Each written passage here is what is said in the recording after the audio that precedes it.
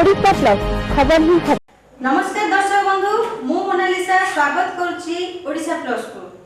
बर्तमान नजर पकेबा आजिर किछि प्रमुख खबर उपरे।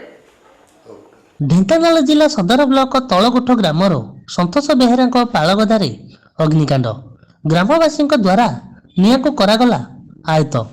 Dhenkanal Maheshwar Sahu report Odisha plus. माँ चंडी क्रिकेट टूर्नामेंट आठगड़ तडेंगी ग्राम उद्घाटन। मान्यवर मंत्री श्रीजुक्त रणेन्द्र प्रताप स्वाई खाद्य जोगाण खाउटी कल्याण और समवाय विभाग मंत्री एवं आठगड़ 1 नंबर जोनर जिला परिषद श्री सुनील परिड़ा ओरफ जितू भाई कर कमल माँ चंडी क्रिकेट टूर्नामेंट आज आठगड़ तडेंगी ग्रामर श्री श्री कपिलेश्वर महादेव विद्यापीठ पड़िया ठारे शुभ उद्घाटन हो जाइछि।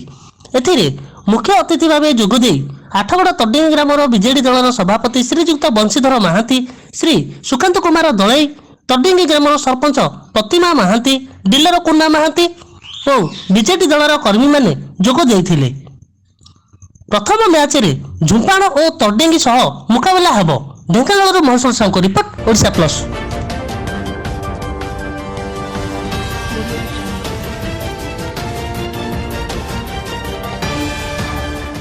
ओडिशा प्लस खबर ही खबर।